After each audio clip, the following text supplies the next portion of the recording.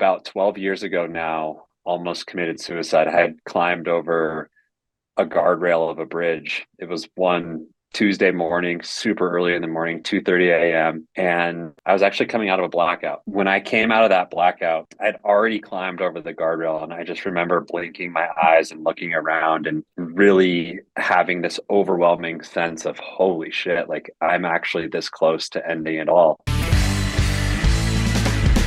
Do you guys know how difficult it is to find a high quality supplement line that doesn't just destroy your gut? Most pre-workouts and post-workouts, or even like on-the-go snack options like beef jerky or protein bars, they're terrible for your gut health. They're full of xanthan gum and guar gums and fillers and artificial sweeteners, which disrupt your gut microbiome and lead to chronic bloating, constipation, diarrhea, and not to mention when our gut is off, all of the other symptoms like hormone imbalances, thyroid issues, mental health issues, which is why I'm just obsessed about gut health. But anywho, I have not been able to find a good supplement line out there, and I had to cut out all of these fitness type supplements when I was really struggling with a lot of my own gut issues. Until recently, I found Paleo Valley. And Paleo Valley is one of the first supplement companies that hands down is incredible for your gut health, whether you're on a gut healing journey or you're someone who just wants to optimize your gut health and overall health. Their founder, Autumn, actually suffered with IBS herself. So she created this entire supplement line specifically to be gut friendly. And I'm not lying with you guys. Their whey protein powder, which is grass-fed and finished, gum-free, artificial sweetener-free, no issues, no bloating, no constipation, no diarrhea, no upset stomach, which is literally like the first time in my entire life that I've not had issues with a protein powder. And they even have super yummy grass-fed and finished beef jerky sticks, which are made with a collagen casing instead of the typical citric acid casing, which is terrible for your gut health. And if you want to try out some of their other products, they even have a bone broth protein powder. I love adding that into whether it's like my oatmeal in the morning or my protein shakes. It literally tastes like the Nestle hot chocolate powders, if you ever had those as a kid, which were not gut friendly. And then they have great supplements too, like their apple cider vinegar capsules or even their turmeric capsules, which are great for inflammation and gut health. So if you want to get a discount, you can use my code using the link in the show notes here, which is paleovalley.com/Rachel Scheer podcast. But all of that's going to be in the show notes. So check out the supplement line because guys, you know me, I would not have this on my podcast if it was not awesome and gut friendly. As I was listening to some podcasts that you were on and getting to know your story too, I was like, this guy's a lot like me. It's kind of scary, actually. You're in bodybuilding. I wasn't in NASA, though. I can't say I was like help with NASA contributing aerospace engineer. When I saw that, I was like, heck, I did not know that. That's incredible. But you were in bodybuilding and then you quit bodybuilding, and that's very similar to my story. I was competing back to back for 3 years. My life dream was to go pro. I was like always like this close to getting there. And the entire time I was like first call ups at nationals. And then that's when all of my health issues started, mental health issues, physical health issues, which I didn't realize it was more. And I don't say mental, it wasn't like mental health type diagnostic issues, but really at the core, the relationship with myself, perfectionism and all of that, which has really been the root cause of a lot of my issues and why I talk so much about holistic healing, because it is healing the human side, which is the physical body, right? And when things are off, but we always have to ask the question, why is it off in the first place? Like what actually caused there to be dis-ease in the body?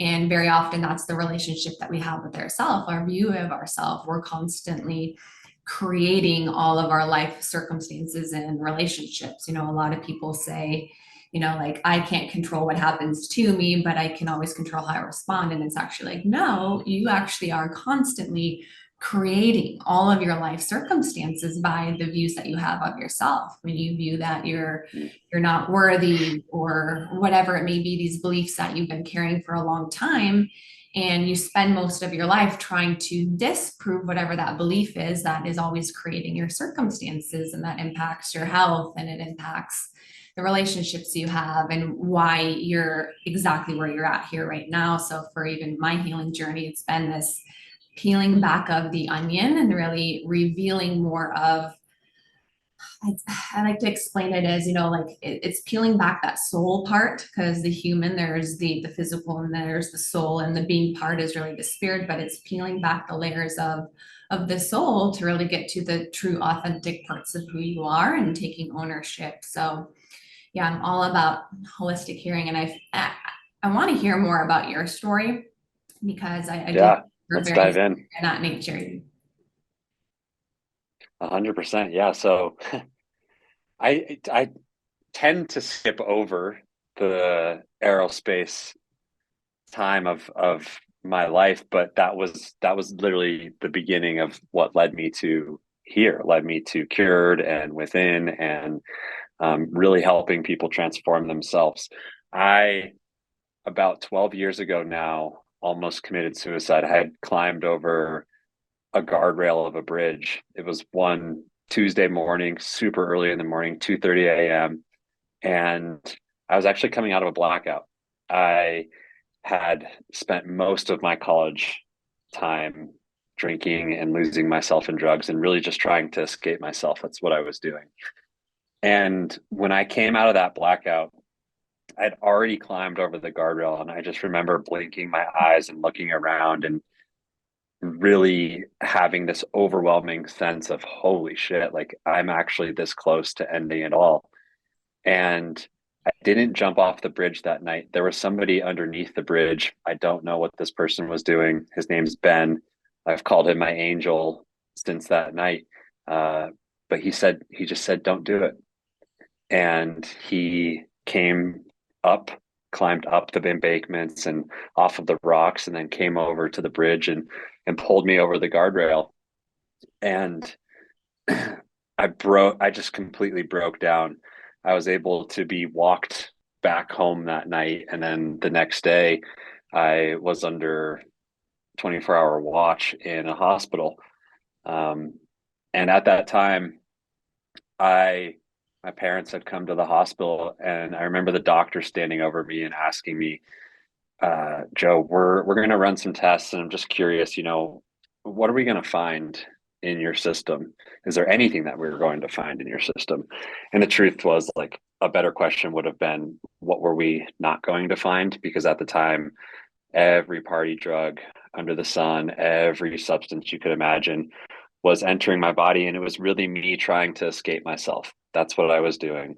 I couldn't recognize that at the time, but as I look back on it and I've done all the work that I've done, I can really see that what happens in our life, and similar to what you were saying earlier, Rachel, about dis-ease, when there's a version of us that we would like to be, and we're not actually that version, we're another version. So we say we want to be this person, but our thoughts and our behaviors and our actions are a completely different version. There's a gap between those two people. And that gap is the thing that creates a dissonance. It's the thing that creates anxiety, because at our core, we say, I'm not actually who I say I am. I want to be this person, but I'm not actually that person. And what I recognized is that the outside world can actually poke a hole in that when we're wearing a facade or we're creating a persona that's not truly us. The outside world can actually see it.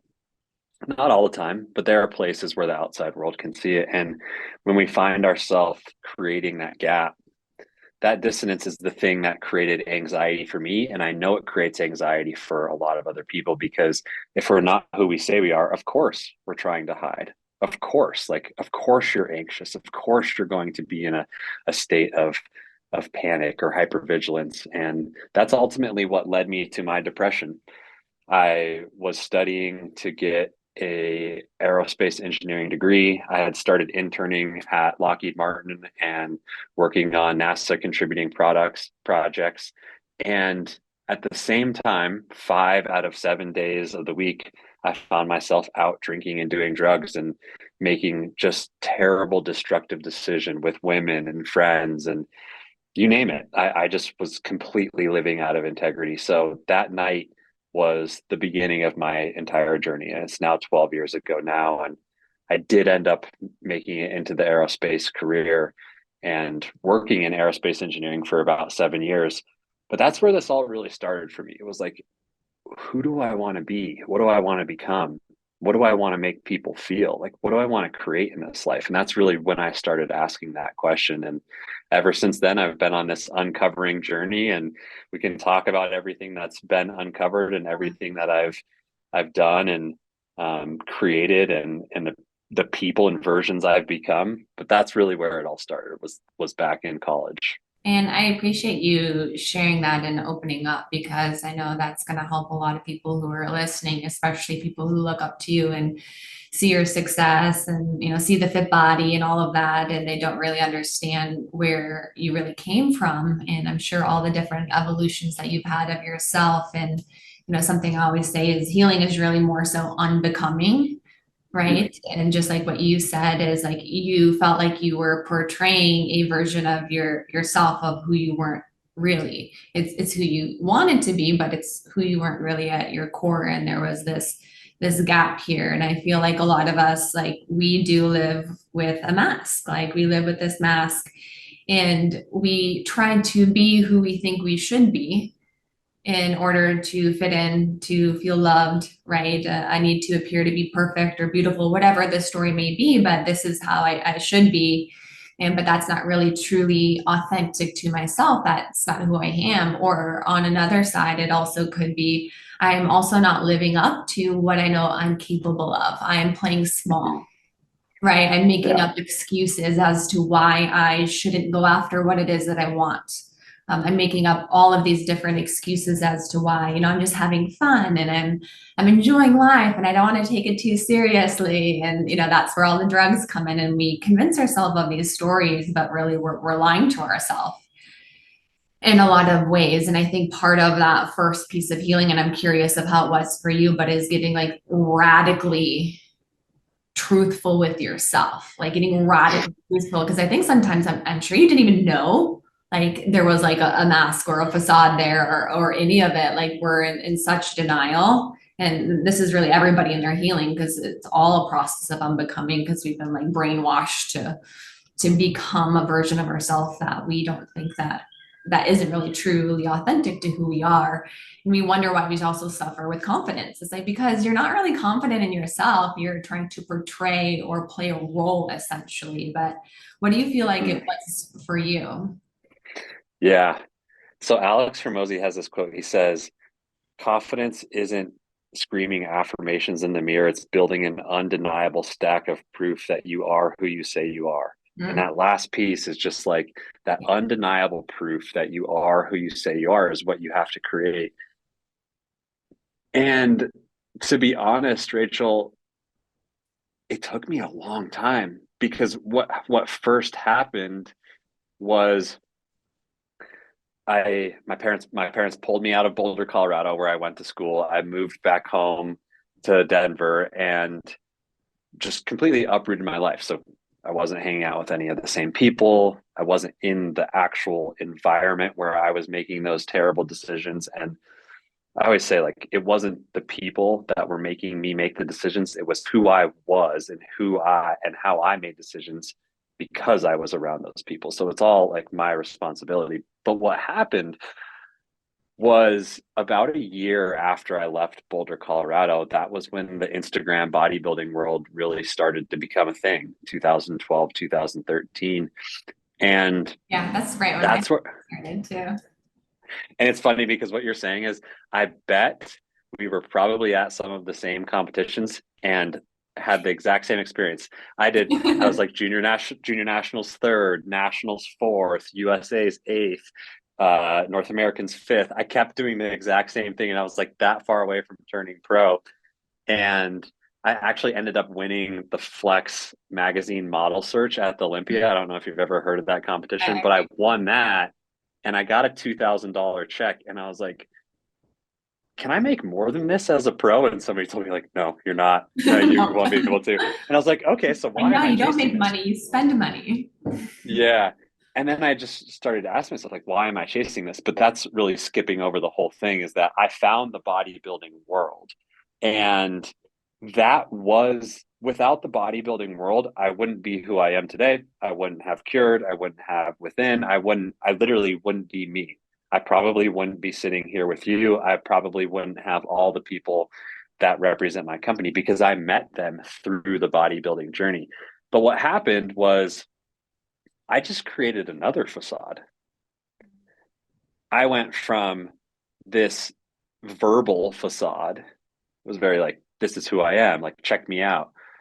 In college, where I had a big ego, my actions didn't actually align with who I said I was. But then I built a facade of a body.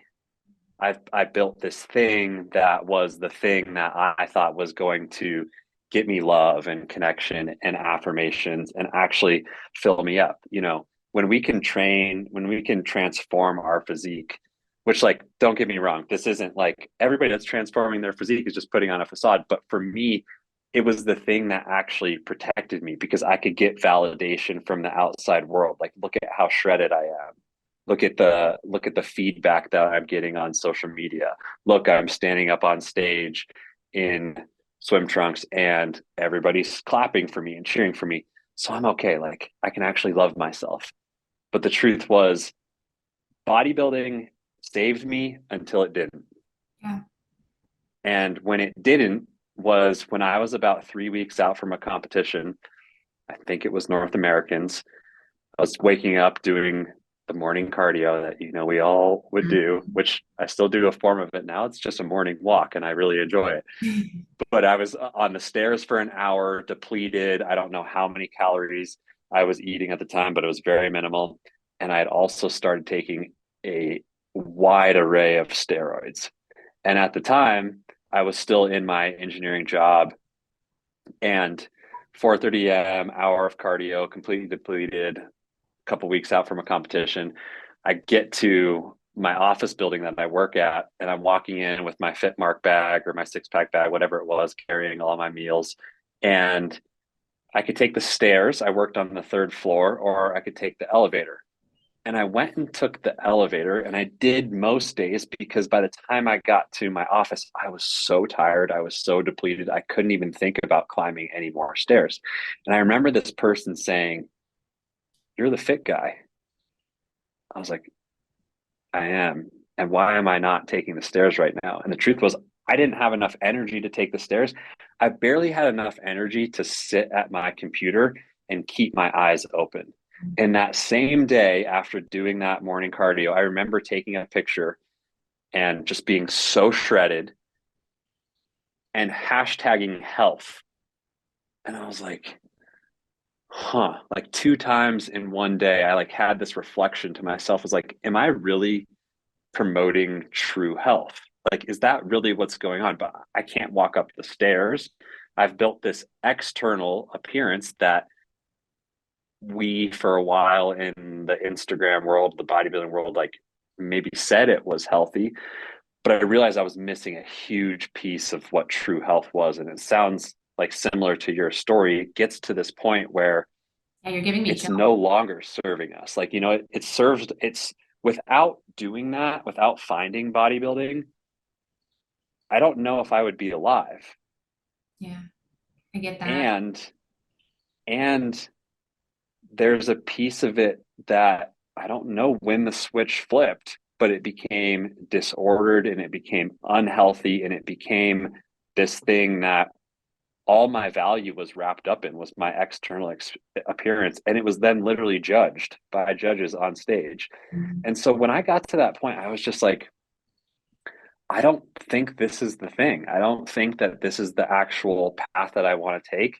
And I actually really want to start to look inwards and really start to talk about what true health and fulfillment is. And at the time, I had started a podcast called Higher Health. And that was the foundation of what became my business, Cured. But on that podcast, I would talk to other competitors, and we would have conversations, and we would talk about their stories. And there was always like some similar stories. There's like, you had some pain in your life, you experienced something difficult, and then you found bodybuilding and it allowed you to like grind through it and get through it. Go ahead.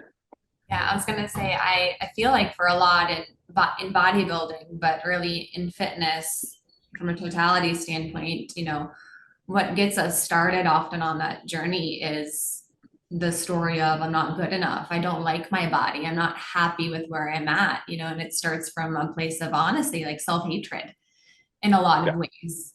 And that can be a very powerful force. It can be an incredible force. That's what leads a lot of people to go the entrepreneurial route. That's what leads a lot of people to start to really take their fitness and their health seriously, of getting out that place of, it can be like radical honesty and being like, I don't want to be here anymore. And I need to create and become somebody completely different and operating from that place. But although that may be what got us started, it can't be what keeps us going.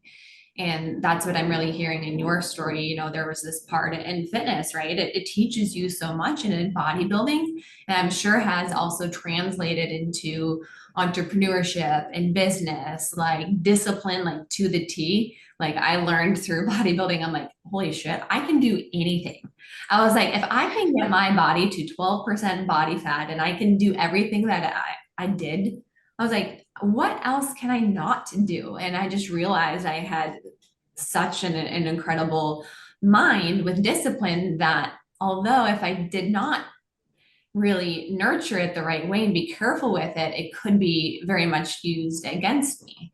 And for me, even drive, it's one of my God-given gifts. Drive is something that was given to me, and it's a part of who I am on actually the being side in a lot of ways. However, the ego can very often take that, which I believe the ego edges God out. It's when it puts our worth in all of these things that are outside of us, and then it uses it for its purpose, right? So when the ego takes, let's just say, the drive and puts it towards its purpose of drive for self-worth or the perfect body or worth based off of how much money I make, then there's actually more taken away, and there's that emptiness, and that's where we step into depression, and we're never actually quote unquote there. However, I think drive can be a beautiful thing. It's just knowing if we're operating from that place of being or operating from the human side, which is where our ego is really based at. And, getting to that place where you were also in your journey where you're like, okay, I love bodybuilding. I love what it's done for me, but this isn't health. Like this isn't health. And I know that was exactly how it was for me too. I was leaving, I think I might have been even North Americans, which is so funny. I can't remember which one.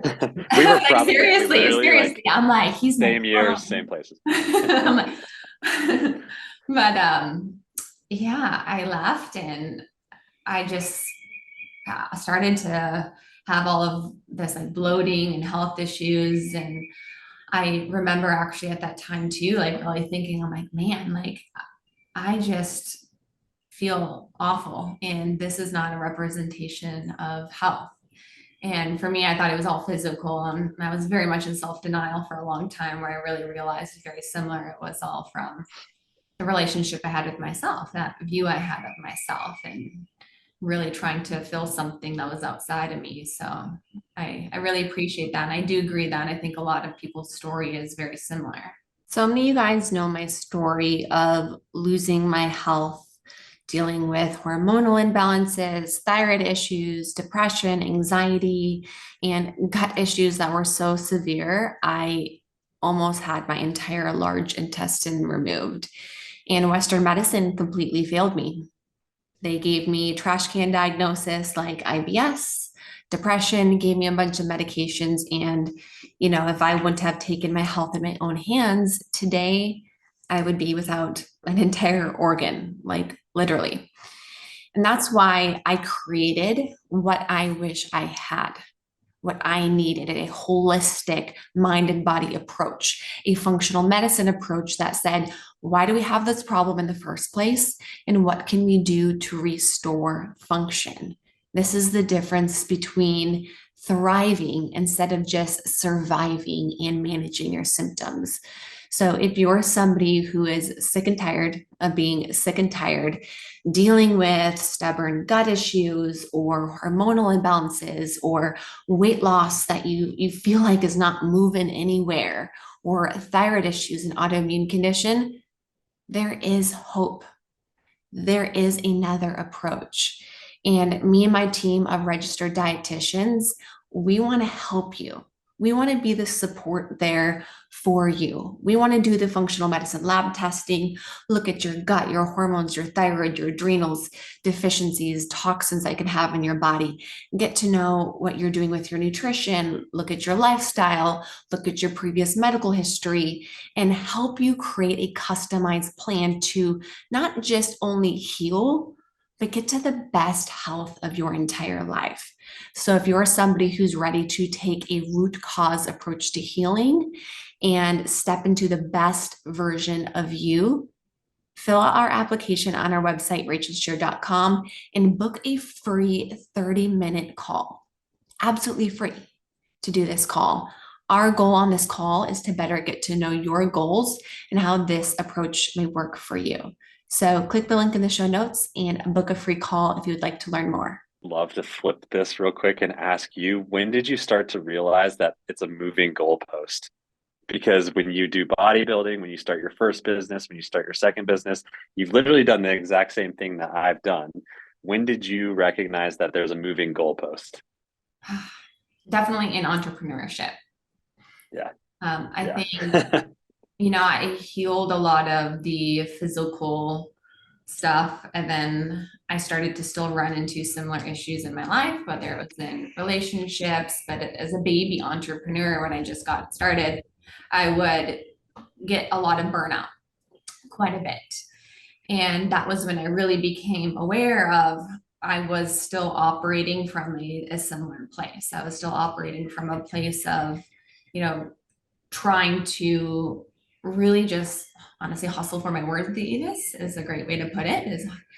And that has always been where it's led to health issues or burnout and all of these other things in my life. And now, I have goals, but it's being able to disidentify from those things. And I think that's also what healing is. We think of health from a totality standpoint. I believe health is wholeness. And illness is actually external searching. So when we're continuously having this external searching, which we just can put it in different areas of our life, right? It can be drugs, like actual addictions, and then we go into health and fitness, which is just another addiction. It can be, right? But then let's be real. It's publicly praised, right? And that's, I think, where we can really run into some things that can be problematic, is because a lot of people have addictions that are publicly praised. Right. So like in bodybuilding and fitness, it's publicly praised very often, like the body image and having the perfect body. And there's nothing wrong with wanting that, but it is the identity that you have with that. And that's being a sense of your worth and who you are. Same thing in entrepreneurship. You can desire and want all of these things, but as soon as you place your sense of worth in all of those things, that's actually where it takes control over you. So it's getting to that place. And I think it's a forever journey, because I've been doing the healing work forever, where I don't think there's ever a point we get to and we're like, I'm healed, like I'm good. I truly think it is a continuous healing journey. And anytime you up level in your life, and I'm curious if this has been similar for you, but you up level in your life, you're stepping more into your potential and to your God-given purpose. And then some things start to show up again. And then there's new layers. You just have to peel back. And it's not anything different. They're not things that are new. Like you have to discover something new you didn't know about yourself, but there's there's things that are coming up again because you're now stepping into a place you've never been before. Does that make sense? 100%. 100%. And it's so scary. That I love that you just teed it up in the way that you did, because I've said this multiple times, and so I don't remember where I said it most recently, but either in my coaching group or on Instagram or a podcast. But for us this is what typically happens. Like, we recognize we get to a certain place in life and we achieve the goal. Say it's the body, say it's the first $1 million, whatever, say whatever it is. You achieve the thing that you thought was the thing that was going to bring you internal peace, and it didn't bring internal peace. So then you go, well, shoot, I must have this all wrong. What's the thing that's actually going to start to give me that internal peace that I'm looking for? And then we recognize that, okay, I'm going to have to make some sort of life change. And we start to think about the areas, whether it's leaving the career, leaving the relationship, selling the business, leaving bodybuilding, whatever it is. We all have the thing. Like, we bump up into it, we get it, and we're like, oh, I'm still not fulfilled. What happens is when we recognize that we need to step into a new version of ourselves or a new pursuit or a new way of approaching life, we white knuckle so intensely onto the current life that we have, the current version of us that we understand. And we do that because we like to be safe and we like the known. We like things to be known, predictable, and safe. And they are when we've started to create a certain life. We're so afraid of the unknown. But I asked somebody this recently. I said, you're white knuckling the current version of yourself. Is the current version of yourself the version that you want to continue to live in? And he says, no. And I said, okay, so why are we white knuckling it? So many of us have a point in life where we want to make a change, but we just hold on to the familiar. We hold on to the thing that's known. We hold on to the thing that's keeping us safe. But that safety is truly, for most of us, actually unhappiness. And then we come to this crossroads where we're like, okay, I need to step into the unknown. But actually doing that, creating that transformation, like Dr. Benjamin Hardy says in some of his work, he just wrote a book called 10X is greater than 2X. Do you know who Dr. Benjamin Hardy is? Mm-mm. If you don't, you definitely have to check out his work. He's so incredible. But in his book, when he says 10X is greater than 2X, what he's really saying is, like, for us to scale our businesses, like, if we want to go from 1 million to 2 million, it's like, let's do more of what works. So we just do more of what works, and then we can see the incremental growth. But if we want to go from 1 million to 10 million, or if we want to go from this path in life to a completely opposite path in life, we have to get rid of almost everything that we're currently doing and think about the next version of ourselves from a completely different lens. So he says it's like the 80-20. There's 80% of your life that if you want to 10X your life, you need to get rid of all of that. You need to get rid of 80% of your life. There's only 20% of your life that is actually contributing to that next version of yourself. So imagine the thing. It's like, for us in business, typically it's like 20% of what we're doing is driving 80% of our sales. Why is that? That's typically what happens in all areas of our lives. There's this small piece of who we want to become that we currently have. We just like whisper it. We only get to see it in like little specks, little fractions. But that piece, we have to get super clear on what that is. And that has to then become our 80% or our main focus in life. You literally have to get rid of everything. And so for me, going from aerospace engineering to bodybuilding to building Cured to building my next business, like, what's really happened is I've gotten rid of almost everything.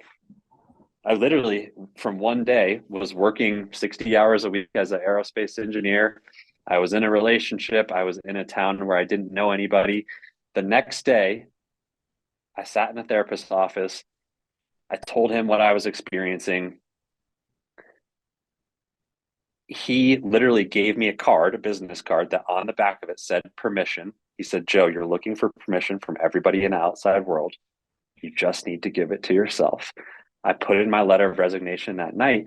And I woke up the next day. I didn't have the job to go to. I actually had ended the relationship that last week. I was in a place where I didn't know anybody. So from one day to the next, my life looked completely different. But then that space is then what allowed me to create the new version of my life. And that was creating Cured.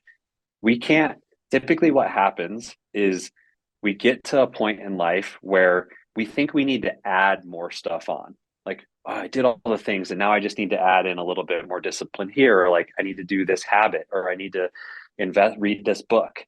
But we're just spinning our wheels. To create a new version of life, we have to get rid of almost everything and start from a fresh foundation. If you don't have a fresh and stable foundation, think of like a scaffolding missing a leg versus like a concrete foundation. Most of us have a scaffolding that's probably missing a leg, and we're trying to just build more and more and more on top of it.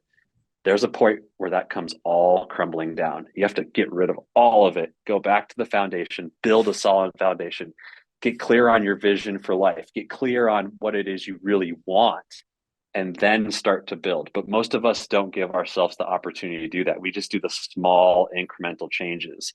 And so for me, every time I've started a new direction in life to start creating a new thing, I have days where I wake up like, none of this looks familiar.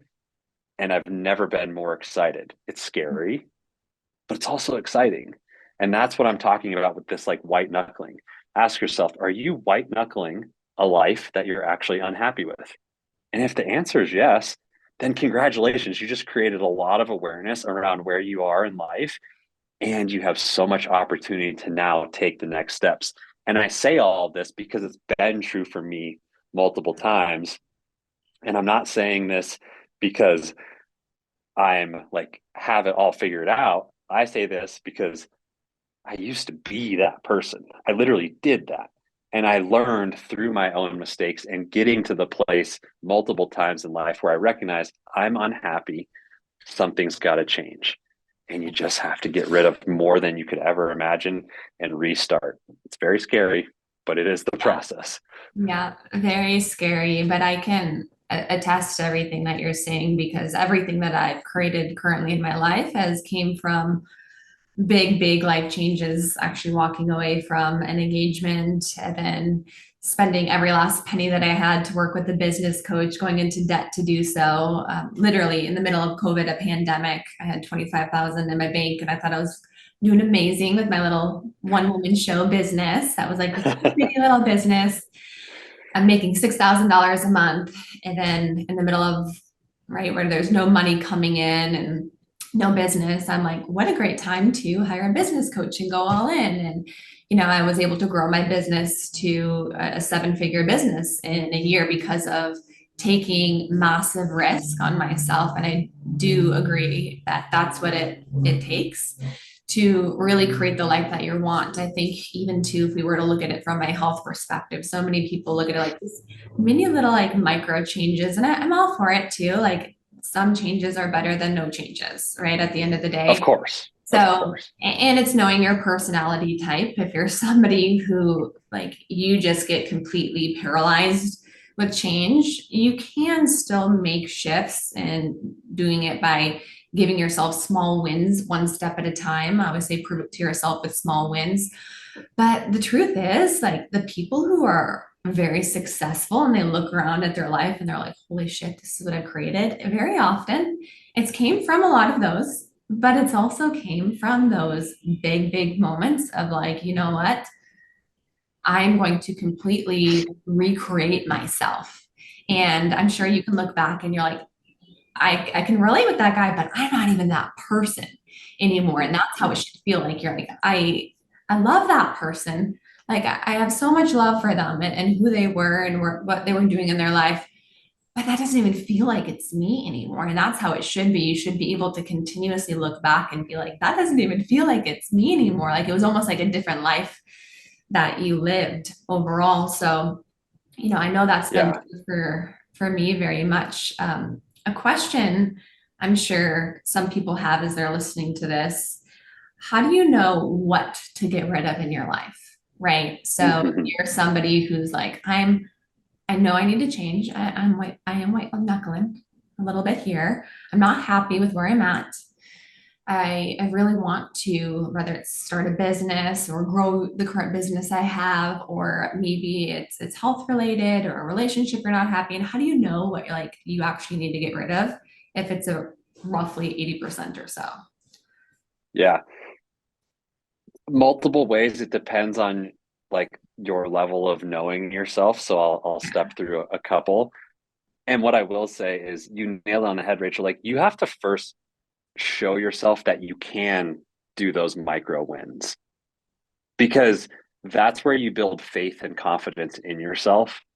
Like faith, if you're religious or spiritual, faith is believing in something greater, right? You have that deep belief that things will become different or better, or create something and come to a place where they will actually change. And faith in yourself is the confidence to get through any situation. So you have to first create those micro wins and those small habits, those small incremental habits, to then be able to be like, okay, I want to break everything down, because on the other side of it, I could prove to myself that I could do these little things, then I can do the big things. So I definitely don't want to skip over that, because you're right.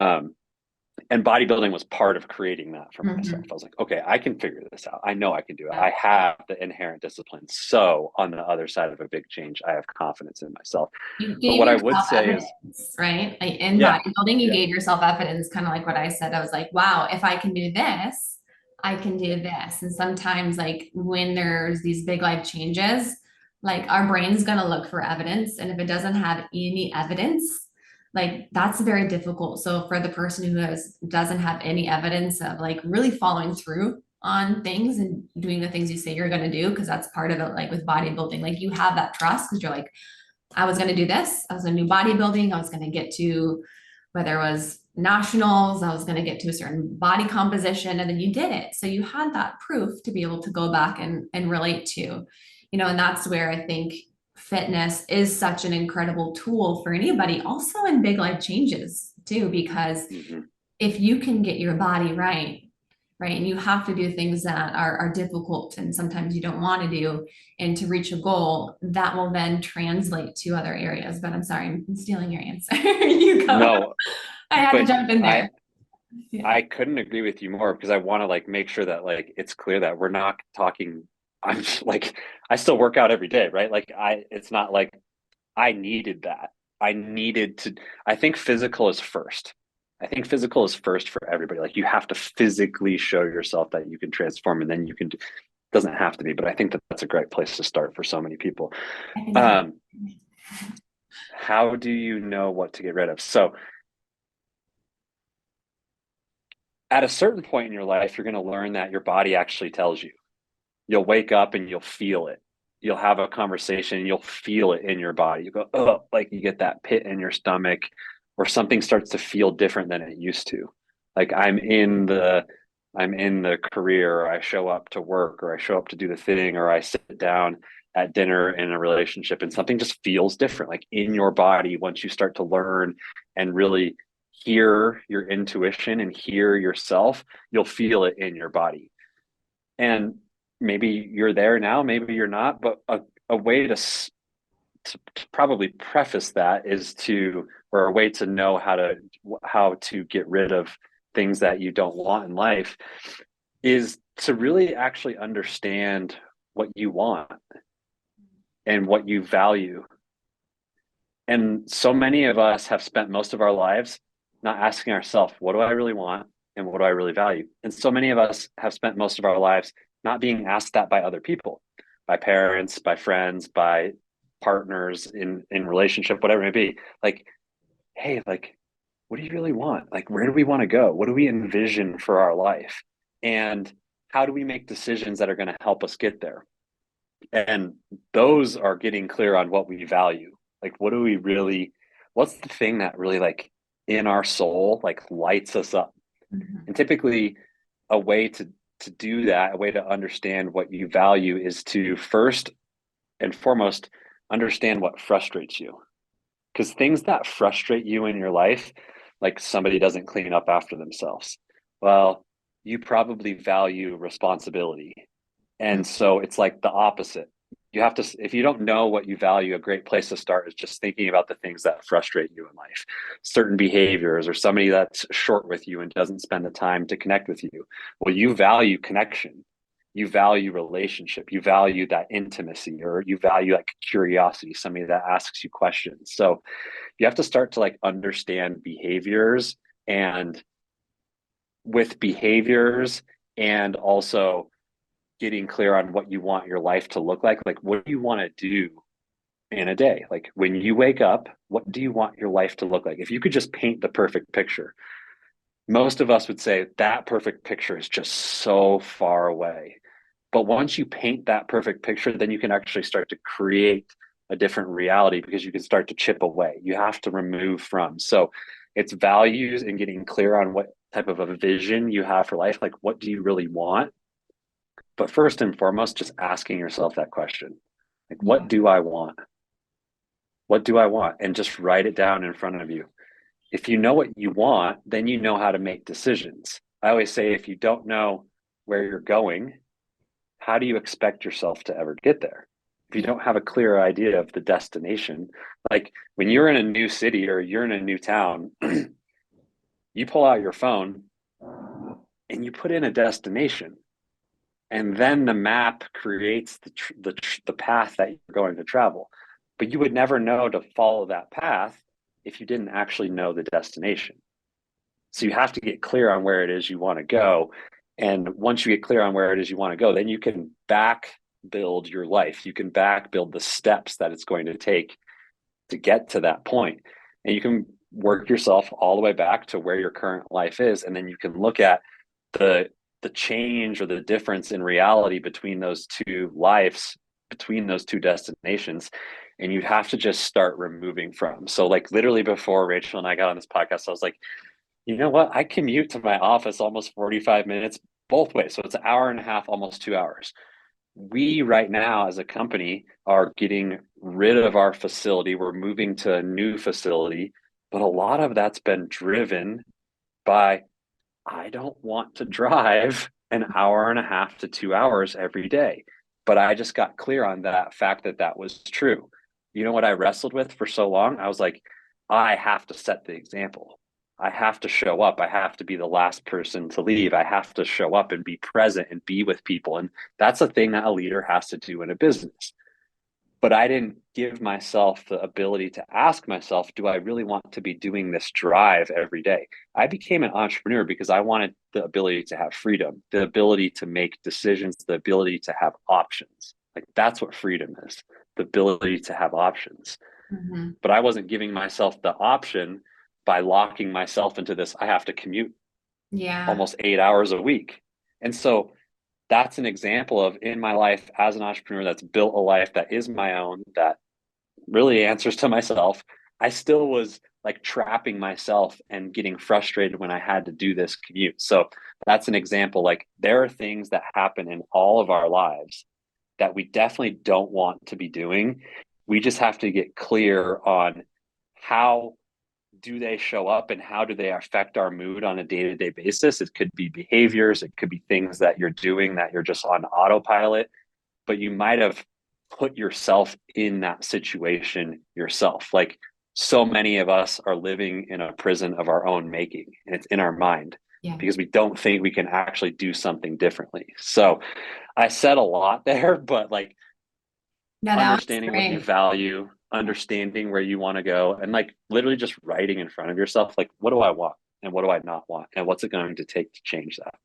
I think that was such a beautiful answer in terms of one, getting clear on what it is that you actually value by paying attention to the things that piss you off or annoy you day-to-day basis, because that will help make that a lot more clear, knowing where it is you actually want to go. What do you want in life? Asking yourself that question, because a lot of people don't take the time to actually ask themselves, what do I want? What do I want for my life overall? I think those things are really, really powerful. What we're saying and what you've realized in your journey from creating one thing to the next, and then me doing the same, is that, like I asked you, it really is a moving target. Our destination is a moving target. And once we start to get real with ourselves that that is true, then we have to start playing a different game. And that's the internal game. And that internal game is exactly what you were talking about before we hopped on this podcast. Like, it is, you have to go within. Yeah, I agree. And by the way, I remembered it now. So Yeah. What you're speaking to a lot is getting in aligned action with what it is that you want. And that's something I talk about quite a bit too, is, when you know what you value and you know it is what you want, you can take aligned action. But there are certain things in your life that you're not aligned with, right? They don't align with your values. If your values are relationship, health. For me, I learned over the last couple of years, one of my big values was peace. It was peace. So I had to pay attention to the areas of my life that were creating a lot of distress and were taking away from my peace. And there was things in my life that were not in alignment with my core values, essentially. And I think when we can get really, really clear and tune in with ourselves, like, what are the things that I value and what do I want?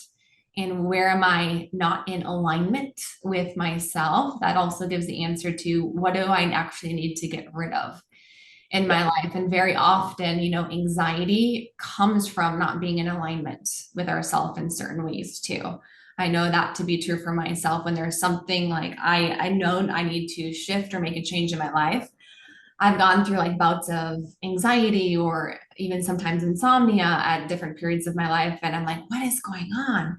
And it used to frustrate me because I have like a very sensitive nervous system. I used to get like mad about it, but now I view it as a gift. Like, it's a gift because it allows me to really tune in with myself and being like, okay, Rachel, I know logically you tell yourself that you're fine and that everything's good, but there's obviously something in your life that's not in alignment right now. So it's like this little detective, and like my red alert goes on as I just start to notice that. And then I look at my relationships, or I look at my business, and I just look at my life. And sometimes it's things that I need to get rid of. And sometimes it's actually been things that I'm like really, really missing. Like, there was a point in my life where I was like, my business, it wasn't necessarily that I needed to change anything, but I wasn't placing as much time as I wanted to into relationships, right? I was early on in my business, I was blinders up, and I just was like so focused. And I noticed a lot of that coming up, but I was out of my values still, because one of my values is relationships. And I wasn't having that value in my life anymore for that period of time, or at least in the way that I needed it to be for my self-care. So that was like that red alert. So yeah, I wanted to add that into what you were saying, because I think that's really good. Yeah. So especially in business and like leading a company, like, you should have values for your life. You should have values for your company. When you start out as an entrepreneur, your values are probably going to be the company's values because you are the company. But this is for anybody. You don't need to be an entrepreneur. You need to get clear on what it is you value, because so many of us don't know how to have difficult conversations. It's like, we don't know how to frame something that in our body feels like really scary. Like, if I say this wrong, this person's going to leave me, they're going to abandon me. Like, that's when we're afraid of having a hard conversation. That's typically what it is. But when you know what you value, what you're saying is like, hey, this behavior is not in alignment with my values. Doesn't mean I don't love you. Doesn't mean you're a bad person. Doesn't mean anything besides we don't have that alignment of values, like just like you're saying. And that, when you create a foundation for a difficult conversation based on values, it just creates so much more clarity. Because so many times in our lives, like before I did all this work and got really clear on how this works, I used to like think, I was like, man, I just like hold so much resentment. There's so many things that I wish I would have said, or I would have said more tactfully, or more like created more clear understanding. It's just because there was no foundation for understanding. And if you say, hey, when we're sitting here and you're sitting on your phone and I'm trying to have a conversation with you, it makes me feel like what I'm saying is not important. And I really value connection. And they go, oh, got it. Rather than like, put your phone away, you're pissing me off. Like, like it's a completely different way of Ownership. having conversation. It's Yeah, ownership. it's Yeah. ownership Like, versus blame, because the other is right. It's kind of like a victim mentality of like passive aggressive, like I'm pissed yep. off, you change. But instead of being like, hey, this is something that's really important to me, and this is what I value, and taking ownership over creating that circumstance versus like kind of expecting people to read your mind, which I think a lot of a lot of guys. I've never done that. Yeah. Yeah. So yeah, it's this is all a journey, and this is what entrepreneurship and continuing to like get to a point in life and recognizing that we want more. This is what all of this teaches us. And so I think the thing is like, I don't think enough people actually commit enough to one thing to do this first iteration, to recognize that they can do this iteration over and over. And that comes back to what you were saying. It's like, everything that we're saying is true. You should, if you want to live a different life, understand that you have to get rid of most of the things that you're doing. But first and foremost, just put your all into one direction for at least some time to show yourself you can. Because when you show yourself you can, that's when you build the confidence, and then you can start to attack other directions in life. What you're not saying is like, don't pivot, like complete pivot after everything, like get rid of this, get rid of this, get rid of this. And I don't know if you've read the book Think and Grow Rich, but he talks a little bit about how successful people, they decide promptly. And I think that decision can be, you know what, I'm making this big life change, I'm getting rid of these things in my life, but they pivot very slowly. So there's somebody who's not quick to change their plans. They set their mind to it and they follow that until they get to the goal, and they stick with it. So they're quick to decide versus a lot of people, right? They're the opposite. They're slow to decide. So the opposite is procrastination. They procrastinate. And then when they do start, very often they're quick to pivot. So they never really get to where they want to be in their life because they procrastinate, and then they're changing directions a million different times, right? That's like the person who struggles to lose weight. They start the diet, like, oh my gosh, this diet's not working. And then they quit, and then they procrastinate for a really long time, and they go back to what they knew because it was safe and it was easy. And then they started a brand new diet. And then after 2 weeks or whatever, they're like, this is too difficult, I can't do it. And then they quit, and then they're just in this constant cycle. So I do want to reiterate, I know what you're saying, just but I want people to make sure that they hear that part. It's not, over and over again, like completely get rid of a ton of things in your life and pivot all the time. It's no, and decide exactly what you want in your life. Like very, very clear on what that is, what you value, make the decision of what's not in alignment and what you do want, and then take massive action to do whatever you can to move in that direction. Mm-hmm. Yeah, what you're saying is so important. And I wish somebody would have said this when I started my entrepreneurial career, because it's very similar to like starting a diet and having like a little bit of a setback and quitting. If most entrepreneurs just pulled back the curtains of what their revenue looks like over the course of years, you would see it looks a little bit like a roller coaster. Mm-hmm. And there are times when it goes up and there are times when it absolutely goes down. And when it goes down, it's just like you slipping on your diet. It's scary. You're gaining weight again.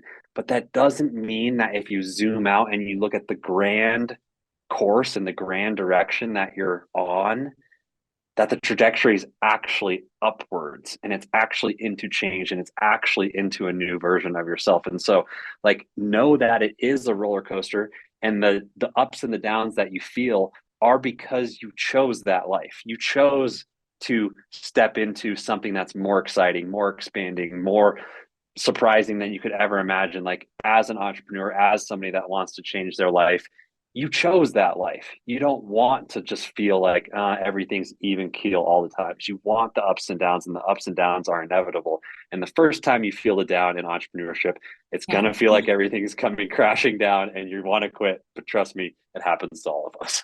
Yeah, I remember the first time I had a low month, and it is scary, but now I've like had a few, and I'm just like, okay, I know what this is. Yep. We'll come back up, and it's the exact same thing, but you just have that confidence only from weathering some of the storms, and you have to be able to weather some of the storms to understand this is just part of the process too. Yeah. It increases your capacity for difficult times. Like things don't become easier. You just start to be able to handle more. Once you experience some difficulty, you go, okay, cool. I can do that again. And your capacity just continues to grow every time you experience adversity or a difficult time. And so just know that you are building yourself. You are building and forging yourself in difficult times. And once you start to look at life that way, like it becomes a lot more beautiful. Yeah. It's not easy, but it does work. Living life on the edge, right? That's what it's about. I think people need to live life on the edge of like that, oh shit, this is scary. Like that bird who's ready to take its first flight, but being like, I'm going to catch myself. I know that I can catch myself. And I know I've never done it before, but I have to believe that I can catch myself, and being willing to just like lean in. And I think that's what's about. And the people who look back and they look at their life and they're like, I am really grateful. It was scary and there was a lot of roller coasters, but you know what? I leaned over the edge and I trusted every single time I'd catch myself. So yeah, that's beautiful. Before I let you go, because this has been such a good conversation, we haven't even gotten to like talk about Cured or any things that you do, but this is just too good to pivot and dive into that. But high level, could you give the audience a little bit more background information about your company, Cured, because it is very aligned with what I do at Rachel Scheer Nutrition. You know, we're a functional medicine nutrition practice. We're all about getting to the root cause, taking more of a holistic approach to healing. We do all the functional testing, got microbiome, hormones, thyroid, adrenals. And I think some of the things you're doing is really cool because I'm big on adaptogens. You know, I'm learning about mushrooms. Actually, I watched on Netflix, I don't know if you've seen it, Fantastic Fungi. And I was like very, very entertained by mushrooms. I'm like, I didn't know they were so cool. I'm like, it is literally like the connection of like all of energy and the earth. And I just like went in this whole rabbit hole of mushrooms and I was like, okay, come back, Rachel. I'm fascinated by all of that stuff. Yeah. Well, you don't have to come back. It's an exciting world. Like you can just keep going. So Cured, we're a supplement company of the future. What we do is we combine cannabinoids, adaptogens, and functional mushrooms into foundational supplements that support the struggles that all humans have. Most of us struggle to sleep. Most of us have a lot of stress. We have anxiety. We have an inability to sit down and really like concentrate and focus. And so we create supplements that are clinical herbalist formulated. Our clinical herbalist is here in Boulder, Colorado, and we take all those ingredients and we're taking a traditional herbalism approach to helping people with those problems. And so we have an array of products that help support all those aspects of the human. And foundationally, if we can start to really focus on those things, like how can I sleep? We have gut health products too, but how can we work on my gut? How can we work on my ability to calm myself down and really regulate my nervous system and work on my stress response? Those are foundational. Those are things that all humans struggle with. And if we're not focusing on those things, we're missing like the foundation that I talked about earlier. We can do like band-aid approaches to other things. Like you could do like, oh, this gives you a bunch of energy. This makes you want to run through a wall, this and that. And like, that's what most supplement companies are, but we're going to foundationally, what do humans need to do? And if we just started with sleep, we could get so far. And so most people that come to Cured, 70% of people that come to Cured want help with stress relief or sleep. And we provide an array of products that help support those. Yeah, I'm a big believer in those. Actually, I'm drinking a adaptogen reishi matcha, a low caffeine tea with some manuka honey, coconut oil. It's yeah, that's a blend right there. Yeah, so I'm a big believer in all of the stuff that you guys do there, and I even wish we had more time to dive into exactly more of what adaptogens are and different type of mushrooms and cannabinoids. So I'll have to bring you back on for a whole other podcast about that. But let's do it. Let's do that, or an Instagram live or something, and I'll send you a bunch of our products because we should definitely continue this. Yeah. It's been awesome. And I know everybody's taken so much out of today, and I still am blown away of how much you are like my twin. I know, right? So much of similar things in life. But where can people find you? Instagram, website, Cured Nutrition? Yeah. Yeah. You can find me on Instagram. My full name is Joseph Sheehey, Sheehey. Cured Nutrition is linked on there. My coaching program within is linked on there. And it's curednutrition.com is our website. And you can go there. We ship our products nationwide.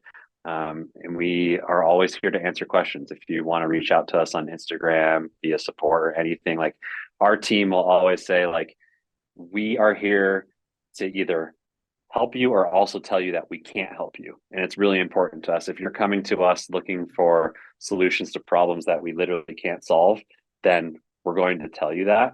And it's really important for us as a company to first and foremost say that we are an educational platform that wants to support all of your aspects of your life that are non-cost. So like taking care of your body, moving your body, doing the things that are zero cost. And then if you're doing those things, our supplements are going to work great for you, but they're not going to solve the problems if you're not doing those foundational things. So you can check out our blog, you can check out our podcast, you can check out our Instagram. So there's lots of education on there as well.